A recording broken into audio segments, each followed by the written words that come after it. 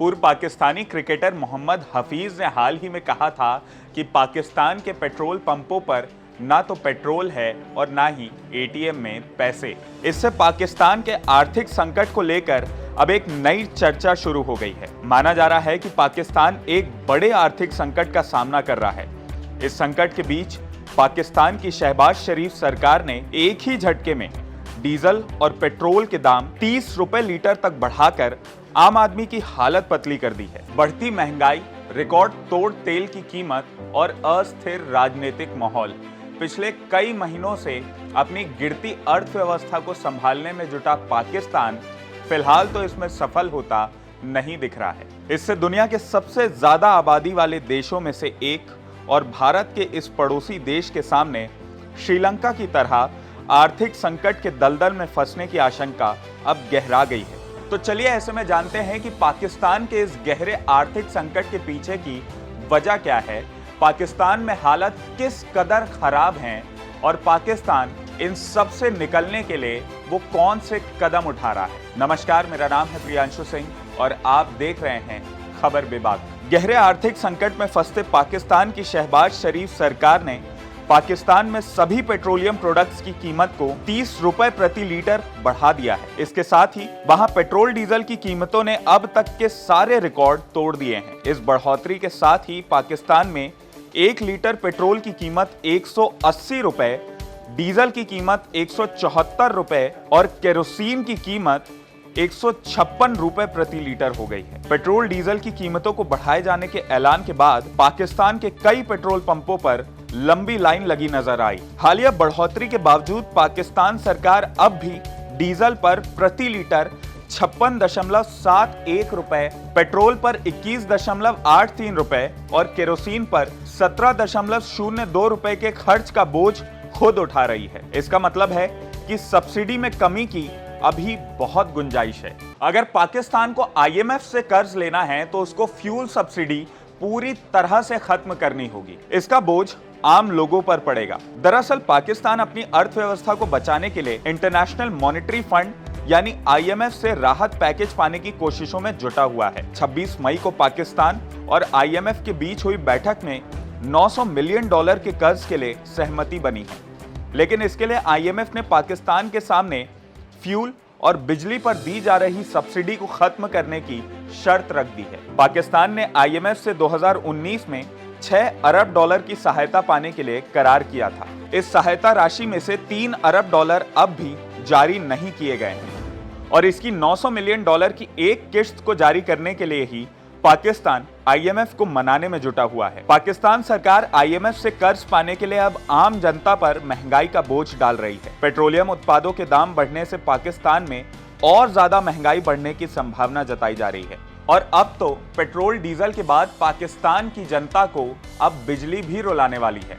जी हाँ, रिपोर्ट्स के मुताबिक पाकिस्तान सरकार 1 जून से बिजली की कीमतों में 5 रुपए प्रति यूनिट तक की बढ़ोतरी कर सकती है।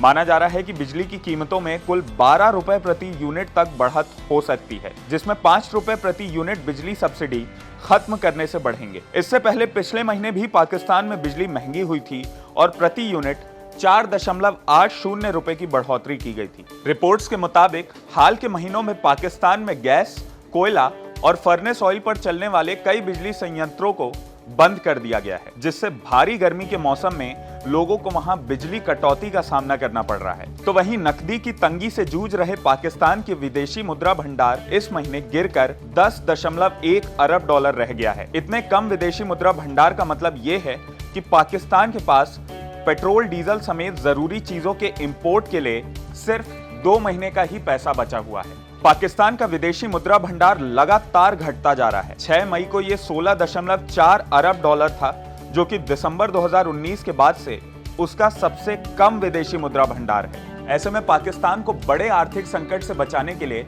पाकिस्तान की शहबाज सरकार ने आपात आर्थिक योजना लागू कर दी है। इसके तहत 38 गैर जरूरी और लग्जरी सामानों के इंपोर्ट पर पाबंदी लगा दी गई है। शहबाज सरकार ने ये कदम डॉलर के मुकाबले पाकिस्तानी रुपए की वैल्यू में आई रिकॉर्ड गिरावट के बीच लिया है। पाकिस्तान का भी विदेशी मुद्रा भंडार यानी डॉलर तेजी से कम हो रहा है। ऐसे में सरकार नहीं चाहती कि देश में गैर जरूरी सामान के आयात पर डॉलर को खर्च किया जाए। डॉलर के आगे पाकिस्तानी रुपए की बात करें तो पाकिस्तानी रुपए का हाल अब बेहाल है। डॉलर के मुकाबले पहली बार पाकिस्तानी रुपया 202.9 रुपए प्रति डॉलर तक पहुंच गया है। IMF की तरफ से 6 अरब डॉलर के कर्ज में देरी की वजह से ये गिरावट आई है। लेकिन ऐसा क्या हुआ कि देखते ही देखते हमारा पड़ोसी मुल्क पाकिस्तान कंगाली की कगार पर जा पहुंचा?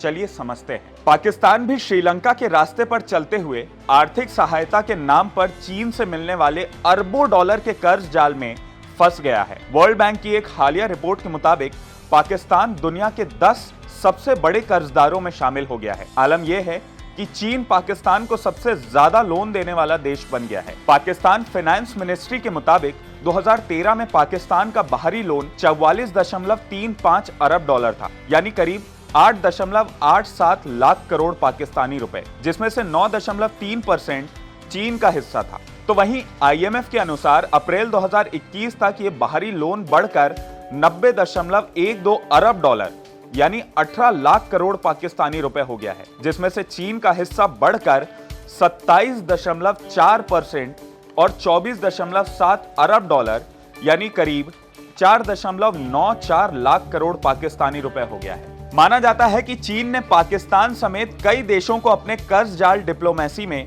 फंसाया है। रिपोर्ट्स के मुताबिक इस डिप्लोमेसी के जरिए चीन की नजरें पाकिस्तान की रणनीतिक रूप से महत्वपूर्ण संपत्तियों पर पहुंच स्थापित करने की है। पाकिस्तान में कई बड़े इंफ्रास्ट्रक्चर प्रोजेक्ट्स को चीनी बैंकों ने फाइनेंस किया है। चीन के कर्ज में फंसकर श्रीलंका हाल ही में भुखमरी के दलदल में फंसा है। माना जा रहा है कि अगर पाकिस्तान जल्द ही मौजूदा आर्थिक संकट से नहीं उबरा तो वो हाल के दिनों में चीन से लोन लेकर कर्ज में डूबने वाला दूसरा देश बन जाएगा। पाकिस्तान का आर्थिक संकट श्रीलंका की तरह ही गहराता जा रहा है। मार्च 2023 तक पाकिस्तान को 20 अरब डॉलर का विदेशी कर्ज चुकाना है। हालांकि मौजूदा परिस्थितियों के हिसाब से ये एक बड़ी चुनौती है। पाकिस्तान की खराब हालत का अंदाजा इसी बात से लगाया जा सकता है कि सरकार अब वर्किंग डे घटाकर ईंधन बचाने की संभावना खोज रही है। माना जा रहा है कि ऐसा करने से पूरे साल में करीब 2.7 अरब डॉलर की विदेशी मुद्रा को बचाया जा सकता है। पाकिस्तान की वित्तीय मामलों की जांच एजेंसी FBR के पूर्व चेयरमैन सैयद शब्बर जैदी ने हाल ही में कहा कि पाकिस्तान की हालत श्रीलंका से अलग नहीं है और पाकिस्तान भी डिफॉल्ट होने के कगार पर है। ये बात सही है कि पाकिस्तान की अर्थव्यवस्था इस वक्त काफी तेजी से बिगड़ रही है और पाकिस्तान को अगर तत्काल बड़ी मदद नहीं मिली तो देश के हालात अगले कुछ महीनों में श्रीलंका जैसे ही हो जाएंगे। माना जा रहा है कि पेट्रोल और डीजल की कीमतों में बढ़ोतरी करने का असर पाकिस्तान की नई सरकार की राजनीति पर भी पड़ने वाला है। हाल ही में PM पद से हटाए गए इमरान खान वर्तमान PM शहबाज शरीफ की सरकार के खिलाफ बढ़ती कीमतों को लेकर मोर्चे खोले हुए हैं और जल्द से जल्द चुनावों का ऐलान किए जाने की मांग कर रहे हैं, वरना वो पूरे देश में रैली और मार्च निकालेंगे। और उन्होंने ये धमकी तक दे डाली है कि अगर इस मार्च में किसी भी प्रकार की हिंसा होती है तो इसके लिए मौजूदा सरकार जिम्मेदार होगी।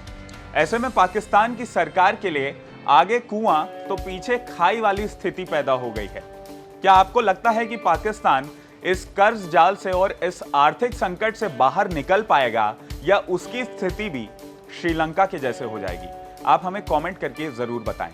अगर आपको ये वीडियो पसंद आया हो तो इसे लाइक और शेयर करना ना भूलें और IBC 24 के YouTube चैनल खबर बेबाक को जरूर सब्सक्राइब करें। आज के लिए इस वीडियो में इतना ही। बने रहें खबर बेबाक के साथ।